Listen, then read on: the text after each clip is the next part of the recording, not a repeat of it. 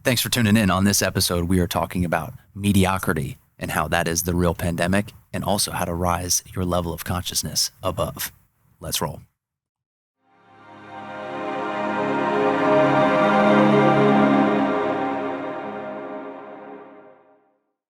All right, Mr. King, time for episode 2. In this one, we're going to be talking about the rise of consciousness, right? So can you kind of explain, what does that mean, right? Like, that's a buzzword, rise of consciousness. What does that mean to you? Yeah, it's a great question. I mean, the rise of consciousness is something that is needed now more than ever. Like, we're in a really interesting time in history, right? And the collective mind, right? The majority of people that are really kind of in the middle of everything that's going on, right? When it comes to socioeconomic things, which is difficult to ignore, especially, this podcast is a lot about success and freedom, wealth building, family, all those kinds of things.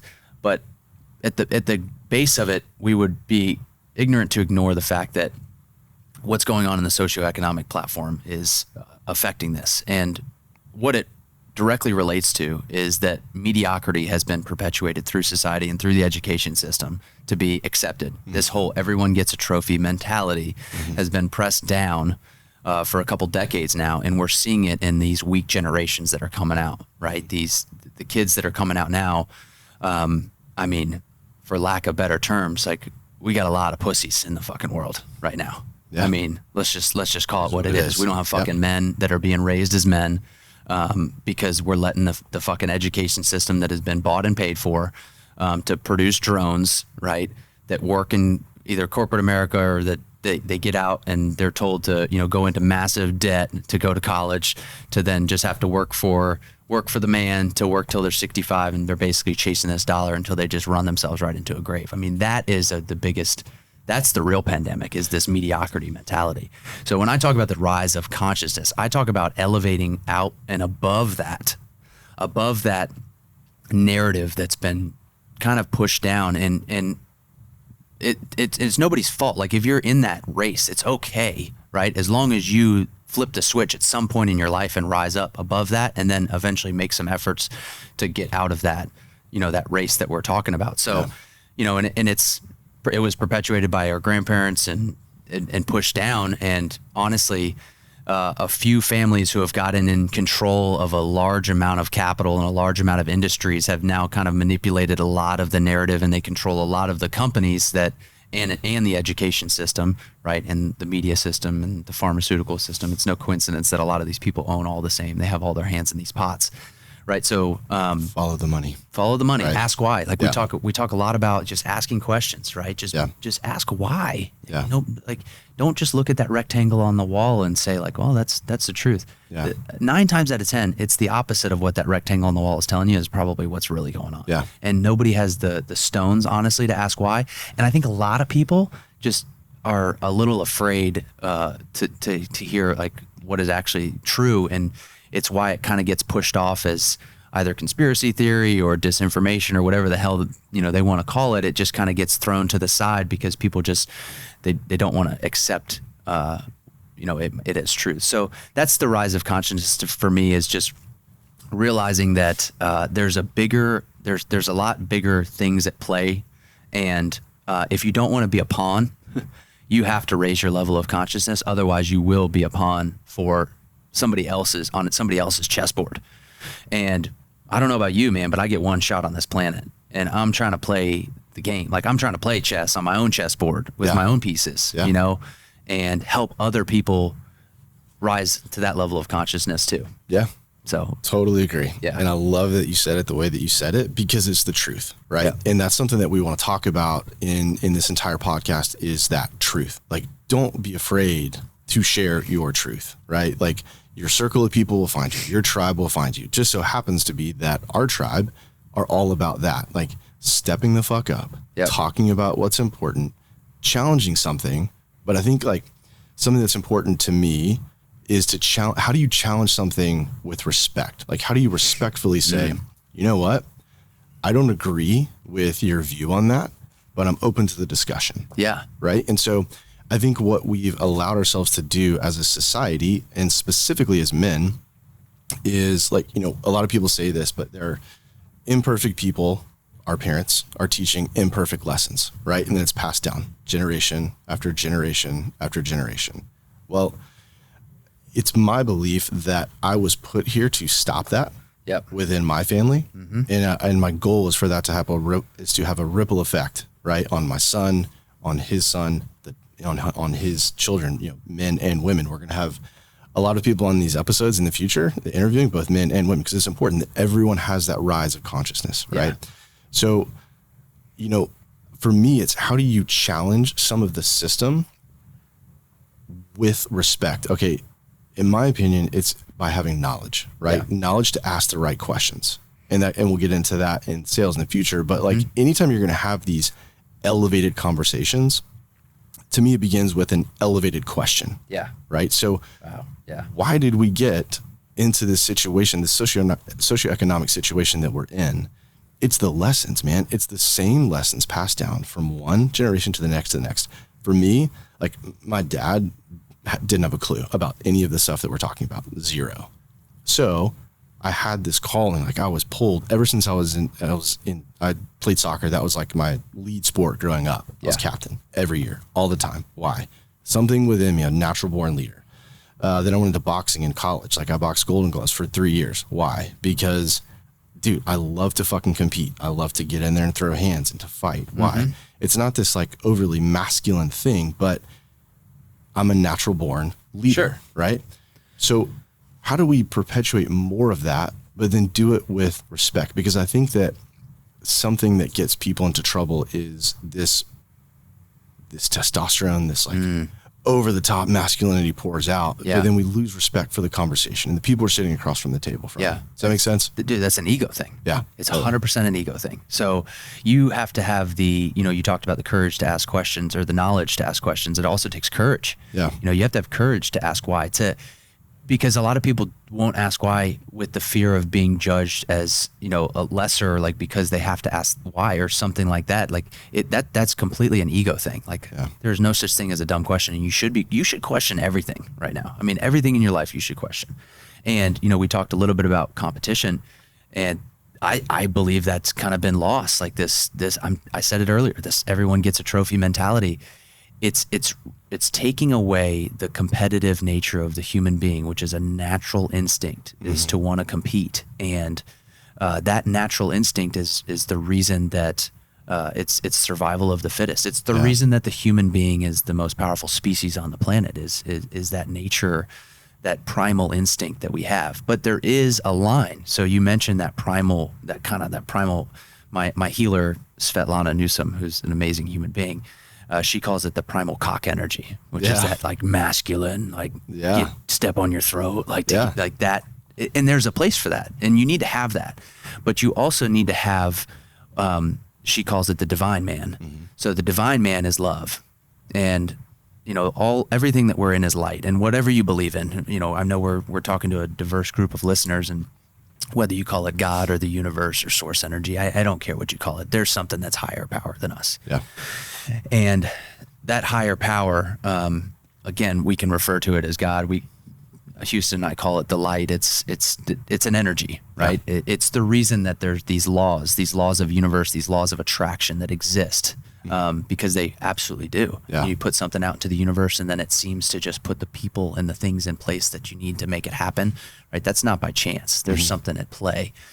And, you know, there is that mix of being able to live in the light and spread love as a man, right?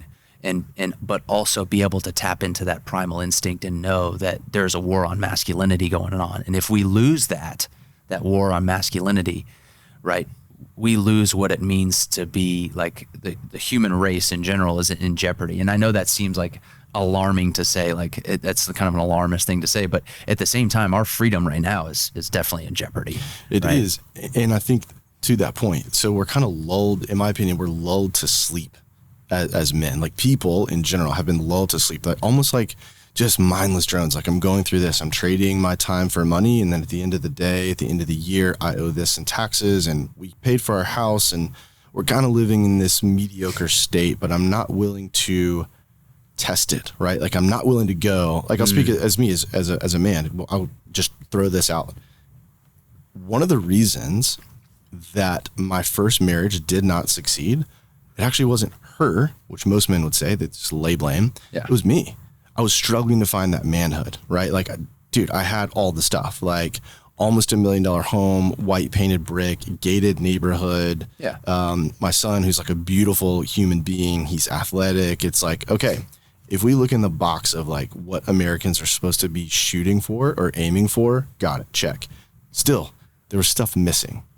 Why? Yeah. There were voids. Like, I didn't truly understand what you said, which is that like beautiful harmony of like love, and then that like alpha male, I'm going to go get what's mine, right?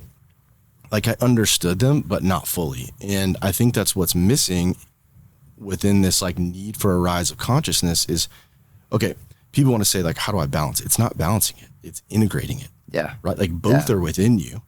Right. But you need to know, like Jordan Peterson says, like, you need to be a fucking warrior first. Yep. Right. Because that's the protector. That's the hunter. That's the primitive nature of man. And then also be a lover, a protector, right? Someone who can do what we're talking about. And that's like reaching out to help and to serve and to love.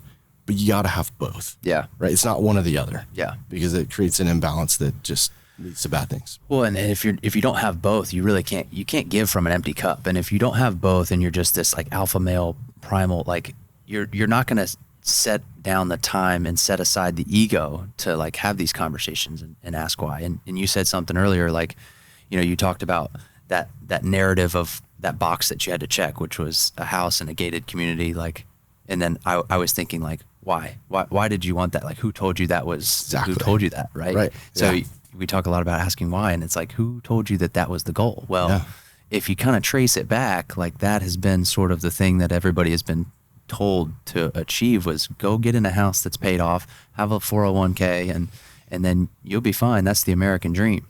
Well, let me tell you something, guys. If you're awake to what's going on, the middle class is being squeezed almost to the point of non-existence right now. Yeah. So, you know, we're filming this in August of 2022, and inflation's at an all-time high, and the middle class is being completely squeezed, and there will be basically two classes, and it's the haves and the have-nots. If this continues, right? Depends what way the pendulum continues to swing. But that being said, it's like, what side of the fence do you want to be on? Because there will be a time to make a decision, right? Yeah. Do you want to go after your goals and your dreams, which is what we're going to talk about. We're not just going to sit here and talk about all the problems that we're facing. Like, we're about to drop some serious solutions for you. Like, how do you build companies? Yeah. How do you, if you're in a company, how do you start to make more income in the current role? Because it may not necessarily be quit your job. Like my story, Houston's story, there's no one size fits all when it comes to this. And it may not be, you might be an entrepreneur. Yeah. We happen both to be entrepreneurs, but you might be an entrepreneur where you can make a lot of money and achieve a lot of success within an organization. And maybe you just need to find out how to make more money in your current role, right? Before you make any sort of exit. And, when I do a lot of coaching, like my coaching is there's no one size fits all solution, to achieving whatever you want to achieve. And the other thing too is success looks different for everybody. Yeah. So I can tell you from experience, doing $100,000 deal, doing $1 million deal, doing a $10 million deal, or doing a $100 million deal, you will not feel any different. Believe it or not, they're just extra zeros. Mm-hmm. So if you're a sad sack of shit, it doesn't matter if you're doing $100 million deals, you're still going to be a sad sack of shit. That deal will not make you happy. And because why? Because you said it earlier, money perpetuates who you are. Yep. Right? Like it magnifies who you are, I should say. And I find that to be true as well. I left a six-figure job,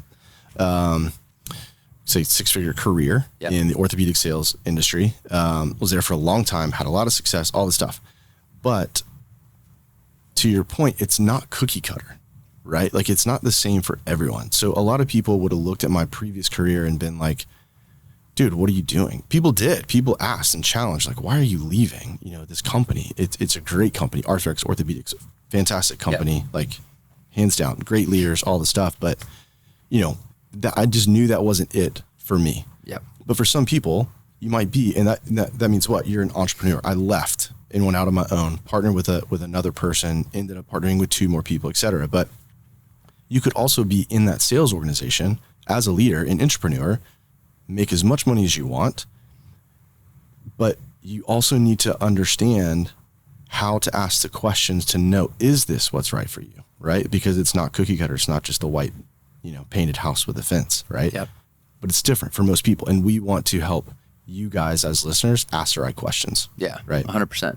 And it's the people who are looking to get better that we're going to be talking to. I mean, if you're listening to this, you're clearly trying to seek out information to make yourself better. So you're already way ahead of 70% of the rest of the population that's playing fucking Candy Crush on their phones. Yeah. So good for you. Right. Yeah. That's step one. Yeah. Is to start listening and start absorbing, manage your inputs, like manage those algorithms, turn your car into a library. Those are just the basics. Yeah. Like start reading books, start consuming good information for you that feeds your mind, that feeds your soul, right? Information is just like nutrition is like it puts out what you put in, right? Your brain will put out exactly what you input into it. So you're on the right track, just, getting into these inputs, these good positive inputs that also have applicable skills, which we're going to talk about, in the next couple episodes, right? We're going to dive into, some of how to achieve freedom and some of the ways that you can do it. And then also talking about sales and how that everybody is in sales, whether you know it or not. Yeah. Right. You're in sales. So you might want to figure out how to master the game because you're in it. Yeah. And your ability to make money is directly proportional to your ability to solve problems. And that's all sales is. So I can't wait to dive into that. Brother. One. Yeah. Likewise.